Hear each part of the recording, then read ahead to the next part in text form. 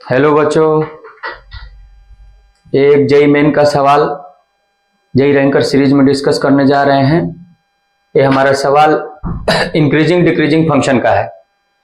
अच्छा सवाल है, इसको डिस्कस करते हैं। थोड़ा सा पहले कुछ कॉन्सेप्ट को समझ लेते हैं। इस पे कॉन्सेप्ट को समझ लेते हैं। जैसे मान लो कि अगर कोई फंक्शन इंक्रीज कर रहा है तो कैसे चेक करेंगे। जैसे मान लीजिए कोई इंक्रीजिंग फंक्शन है, इंक्रीजिंग फंक्शन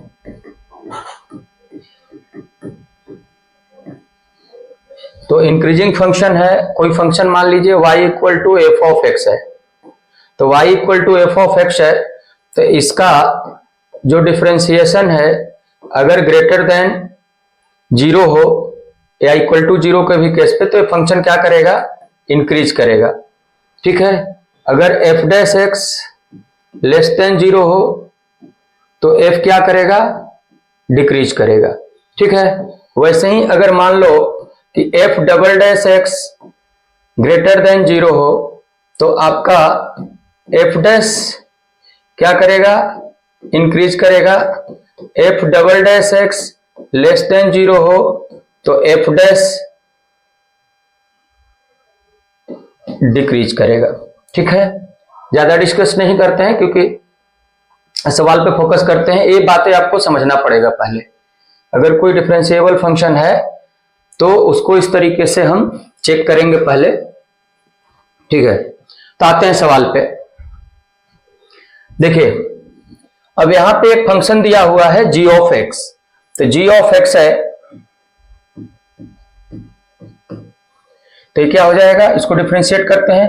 क्योंकि कभी भी ऐसा सवाल इंक्रीजिंग डिक्रीजिंग का है, मोनोटोनिक फंक्शन का है, तो आपको क्या करना पड़ेगा कि पहले डिफरेंशिएट करना पड़ेगा।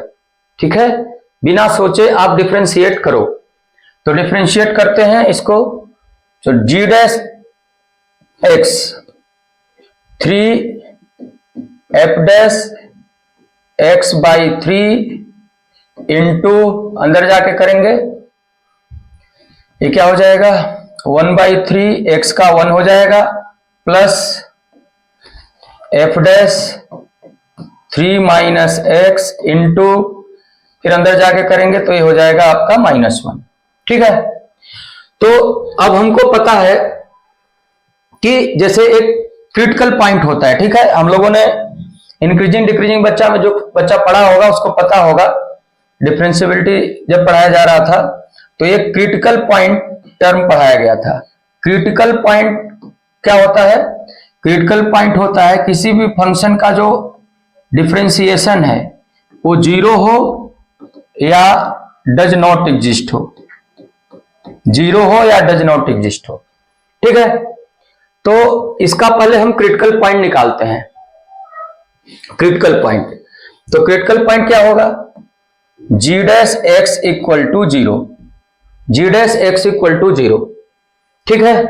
तो g dash x equal to 0, 3 f dash x by 3 into 1/3, ये तो कट जाएगा, और यहां पे f dash 3 minus x minus 1 equal to 0। तो ये 3 से 3 गया, तो एफ डैश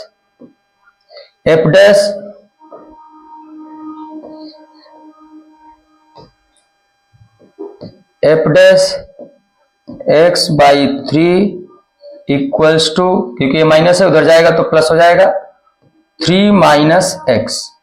ठीक है। तो ये हमारा कंडीशन बन रहा है। थोड़ा सवाल पे और जाते हैं। देखो, एक कंडीशन ये दिया है, ये देने का मतलब क्या है, ये देने का मतलब ये है कि जो F double dash x greater than 0 है, ठीक है, F double dash x greater than 0 है, इसका मतलब कि एफ जो है इस इंटरवल में क्या कर रहा है, जो दिया है यहां पे देखो, ऑल एक्स 0 से 3, तो इसमें जो एफ डैश है वो हमारा इंक्रीज करेगा। ये हमारा क्या करेगा, इंक्रीज करेगा इस इंटरवल में। तो इस इंटरवल में जब ये इंक्रीज करेगा तो सिंपल सी बात है कि अगर एफ डैश एस, अगर कोई फंक्शन है इंक्रीज कर रहा है तो इंक्रीज कर रहा है। ठीक है। तो इंक्रीज कर रहा है, इसका मतलब कि f dash x by three और f dash three minus x अगर बराबर है तो इसका x by three equal to three minus x बराबर होना चाहिए।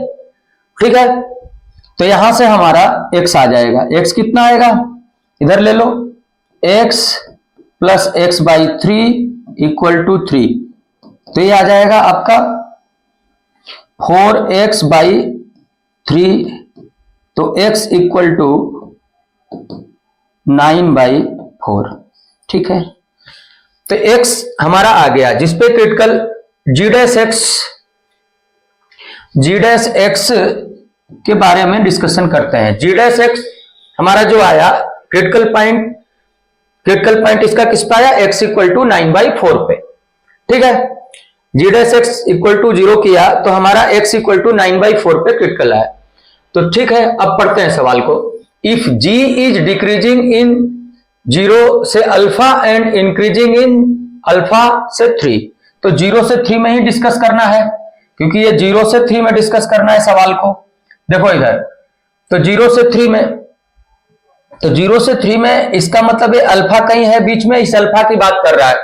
तो अल्फा कौन है, जैसे 0 से अल्फा में कह रहा है कि ये डिक्रीज कर रहा है, तो डिक्रीज कर रहा है, इसका मतलब क्या होगा कि ये जो हमारा डिफरेंशिएशन है वो क्या होगा, निगेटिव होगा। डिफरेंशिएशन हमारा क्या होगा, निगेटिव होगा। ठीक है, तो डिफरेंशिएशन निगेटिव होगा, ये क्या होगा, पॉजिटिव होगा। तो यहां पे देखते हैं, देखो ये निगेटिव है, ये पॉजिटिव है, इसका मतलब कि इधर में जो जी डैश एक्स है, जी डैश एक्स है वो हमारा क्या आएगा, लेस देन 0 इधर में, और इधर में क्या आएगा, जी डैश एक्स ग्रेटर देन 0।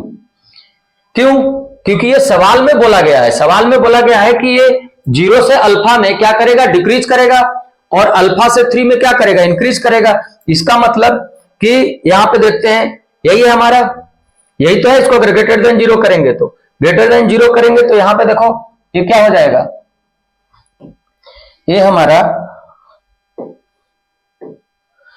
ये F dash x by three greater than F dash 3 minus x, तो ये x by three greater than 3 minus x, तो ये आ जाएगा आपका, यहां से सोल्व करेंगे तो x ग्रेटर देन 9 बाई 4।